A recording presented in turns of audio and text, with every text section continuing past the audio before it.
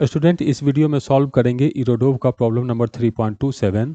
Electrostatics का question है, कह रहा है a space is filled up with a charge with volume charge density. ये इक्वेशन दिया है हम लोग को, rho equal to rho not into e to the power minus alpha r का पावर क्यूब। ये वॉल्यूम चार्ज डेंसिटी है, rho not constant है और अल्फा भी हम लोग को कॉन्स्टेंट दिया है और कहा है कि ये दोनों पॉजिटिव लेना है आपको, ये भी पॉजिटिव और अल्फा भी पॉजिटिव। आर जो है हम लोग को डिस्टेंस है कहाँ से, from the centre of this system. इस सिस्टम का कोई सेंटर होगा, मान लेते हैं इस सिस्टम का सेंटर है हम लोग को ये सी, हम लोग को सेंटर है। अब इसे अगर मैं R1 लेता हूं तो रो होगा rho not into e to the power minus alpha. इसका मतलब यहां पर R इक्वल टू 1 पर सभी जगह चार्ज हम लोग को सेम होगा। चार्ज डेंसिटी हम लोग को सब जगह सेम है। यदि मैं R इक्वल टू 2 लेता हूं तो ये हम लोग को इधर ऐसे करके एक स्फीयर बनेगा।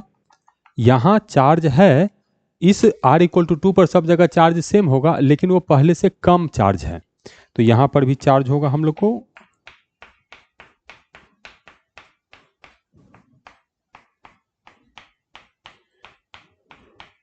तो एक तरह से हम लोग समझ सकते हैं ये जो वॉल्यूम चार्ज डेंसिटी हम लोग को दिया हुआ है, ये रेडियल डायरेक्शन में केवल वेरी करता है। चार्ज का वेरिएशन केवल हम लोग को रेडियल डायरेक्शन में है।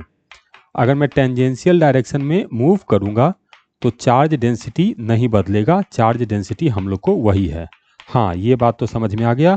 तो रेडियल डायरेक्शन में चार्ज हम लोग को वेरी करता है। अच्छा ठीक है, हमें बताना है magnitude of electric field strength vector as a function of r. R distance पर इलेक्ट्रिक फील्ड का मैग्नीट्यूड कितना होगा, और इन्वेस्टिगेट करना है हम लोग को रिजल्ट जब अल्फा आर का पावर 3 1 से बहुत छोटा होगा तब, जब अल्फा आर का पावर 3 1 से बहुत बड़ा होगा तब।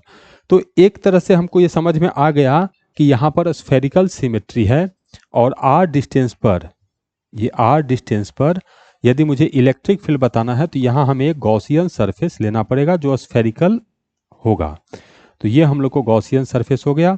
अब बाय सिमेट्री हम लोग कह सकते हैं यहाँ पर जो इलेक्ट्रिक फील्ड होगा वो आउटवर्ड होगा। मान लेते हैं इलेक्ट्रिक फील्ड ई है, यहाँ सरफेस के इस एरिया पर देखेंगे तो इलेक्ट्रिक फील्ड हम लोग को आउटवर्ड होगा, सरफेस के इस एरिया पर देखेंगे तो इलेक्ट्रिक फील्ड आउटवर्ड होगा, लेकिन मैग्नीट्यूड सेम होगा क्योंकि स्फेरिकल सिमेट्री है।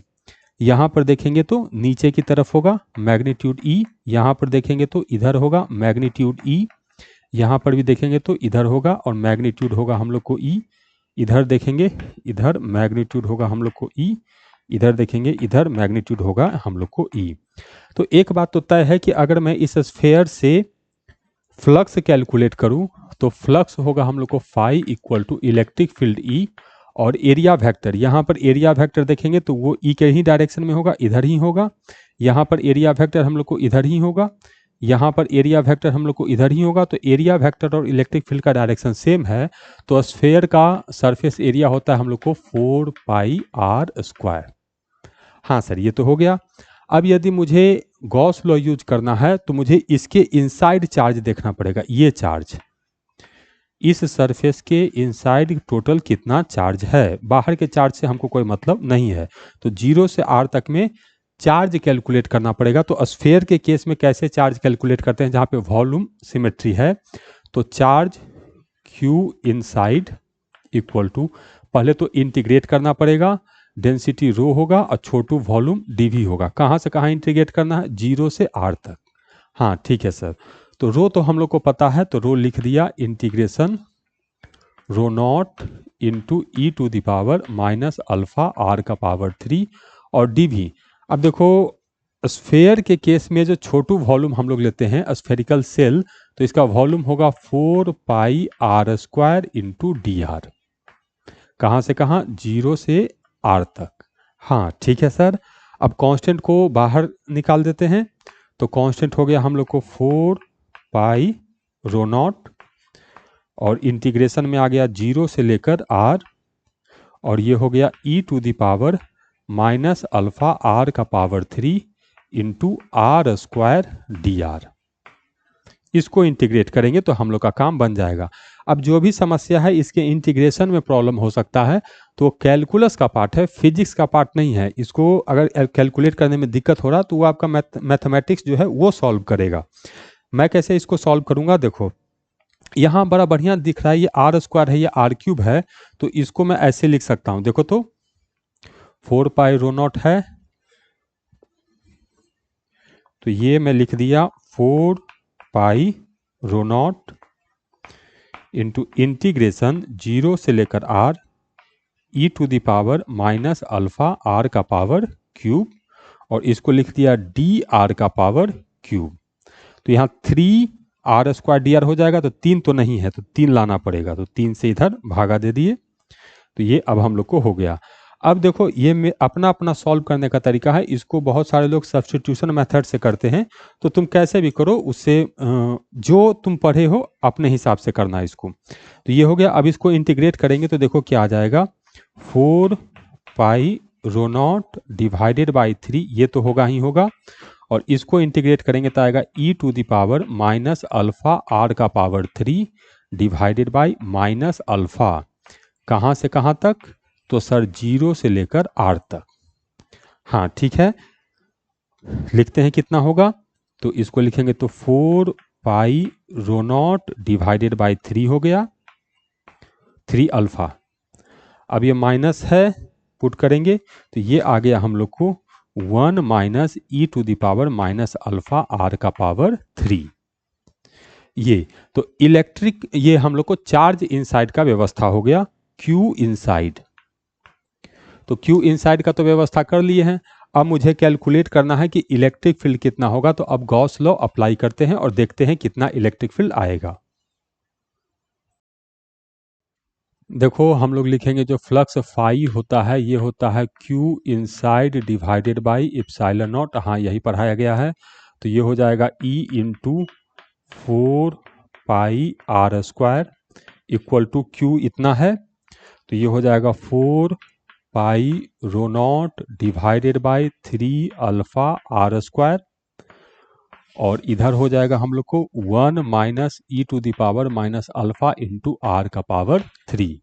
इतना खतरनाक एक्सप्रेशन आया है, लेकिन 4 पाई ये आर स्क्वायर नहीं थी, ये तो 3 अल्फा है, हाँ 3 अल्फा, 4 पाई से 4 पाई कैंसिल हो गया, तो इलेक्ट्रिक फील्ड आया हम लोग को rho not divided by 3 alpha r square.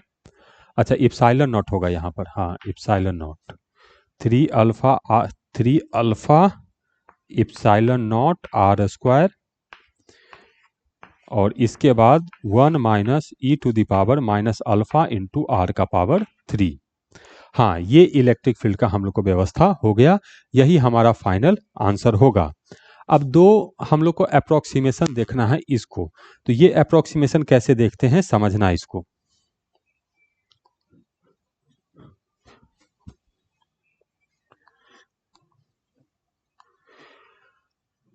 One minus e to the power minus x, ये अप्रोक्सीमेटली इक्वल टू होता है एक्स के, जब एक्स जो है वो बहुत बहुत छोटा हो 1 के, और 1 minus e to the power minus x ये अप्रोक्सीमेटली इक्वल टू होता है 1, अप्रोक्सीमेशन करेंगे जब एक्स बहुत बहुत बड़ा हो 1 से।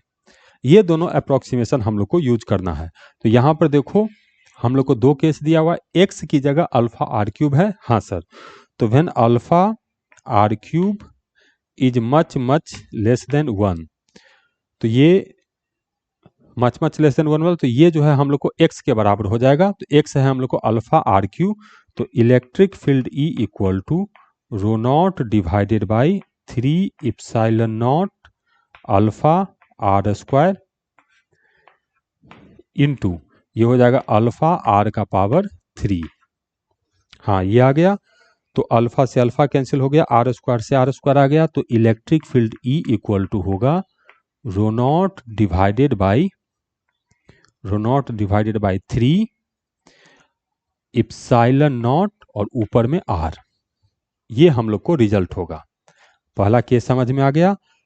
सेकेंड केस में है कि जब अल्फा आर का पावर 3 बहुत बहुत बड़ा है हम लोग को 1 से, तो 1 minus e to the power x 1 के बराबर होगा, तो ये जो एक्सप्रेशन है वो लगभग 1 के बराबर होगा, तो इलेक्ट्रिक फील्ड डायरेक्ट आ गया हम लोग को rho not divided by 3 epsilon not alpha r का स्क्वायर, ये आंसर होगा।